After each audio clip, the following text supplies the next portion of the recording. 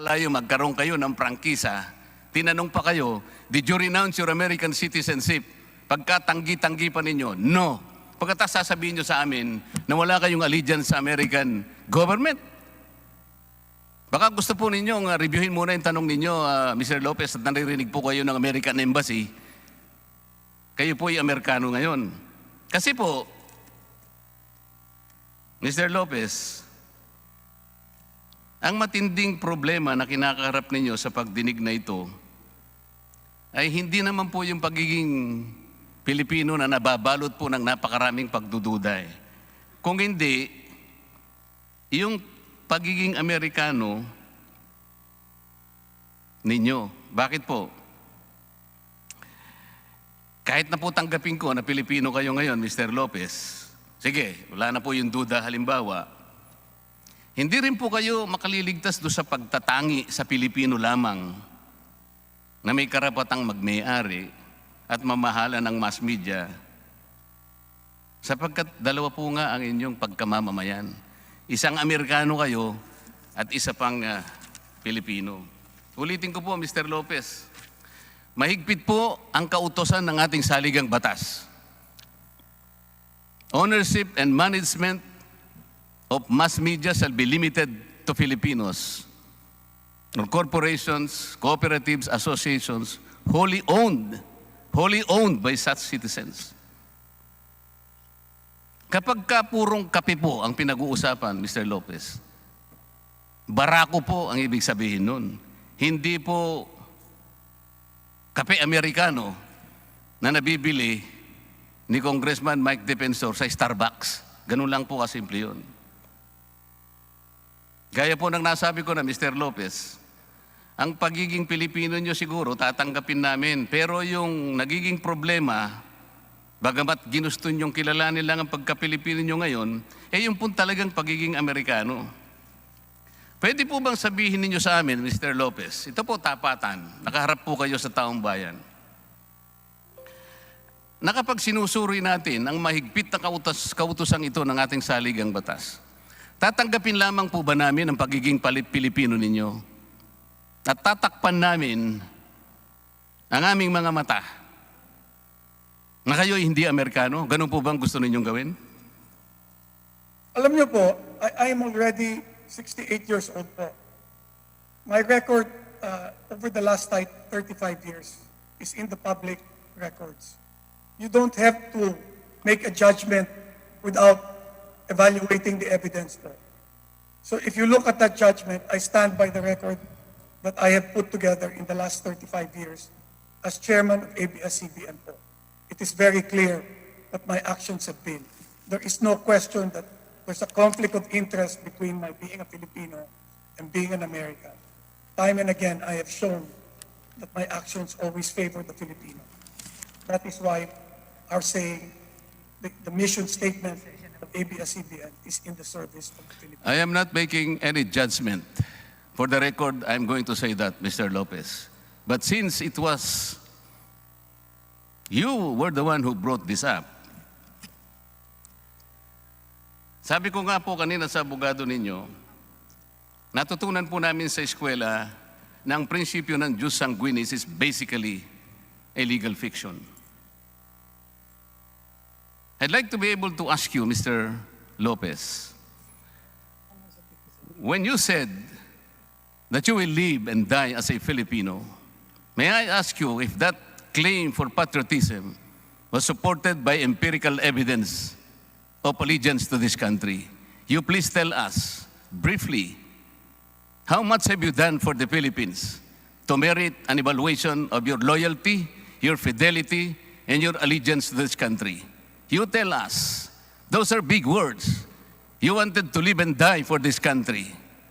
But citizenship is one, allegiance is another.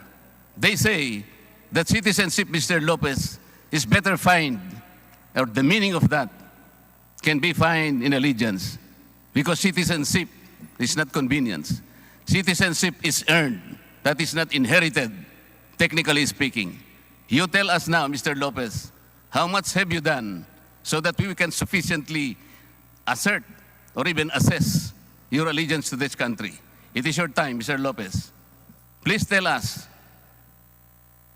I agree, Your Honor, that citizenship should not be inherited. It should be earned. Siguro po gumamit na po kayo. Hindi ko po talaga kayo, I'm sorry Mr. Lopez, hindi ko po marinig talaga ang inyong, wala po ba kayong, attorney, bigyan mo naman siya ng mic.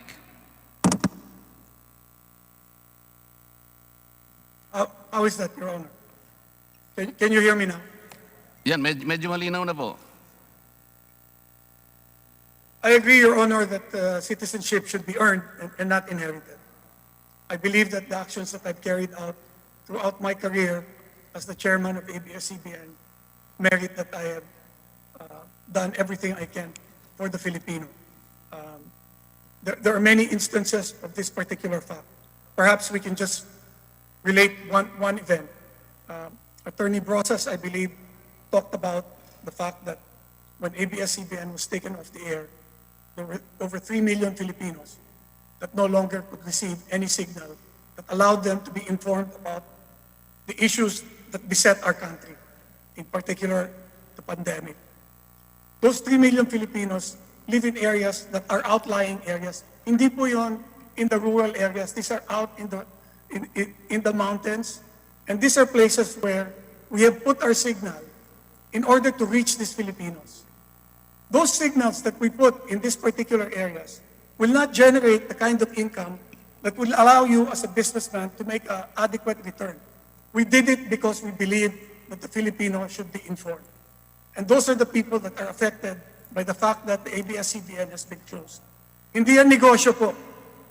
That was a decision that was made to extend our reach to the far reaches of the Filipino nation, even though we are not making money in doing it. Mr. Lopez, ang allegiance po ay personal. Ang ginawa po ng ABS-CBN, nakapagpasaya sa tao, nakapagbigay ng inspirasyon, yan po naman talaga ang tungkulin ng isang broadcast company. May television po kayo, may radyo. So kung nagagawa po ninyo yan, yun po naman talagang produkto ninyo. Diyan naman po kayo talaga kumikita. So hindi po yun ang allegiance. Ang ibig ko sabihin bilang kayo po, kasi ang i-issue po ngayon kayo, hindi naman ang ABS-CBN. Gusto naming malaman kasi, sino po ba si Mr. Lopez kung nasusukatin po natin ay yung kanyang allegiance sa kanyang bansa? Mr. Lopez, would you believe, sir, that after ABS-CBN was granted a franchise of more than 50 years, this Congress has earned its right to know from you personally, how you participated in our political process. How did you pay your taxes? How do you value your oath as a Filipino? Ito po ang kailangan, Mr. Lopez. Ganito na lamang po, para siguro matapos tayo sa issue ng allegiance. Mawalang galang na po, Mr. Lopez. Pwede ba naming hilingin sa inyo na i-recite ninyo yung unang linya ng Panatang Makabayan?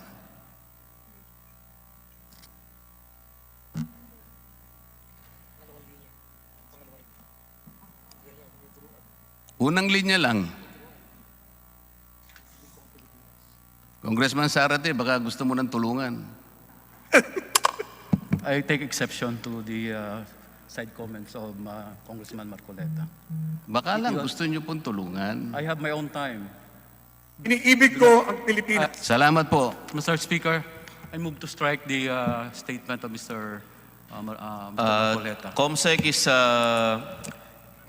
is directed to strike out the previous comment. Mr. Chair, may I the reason why that statement should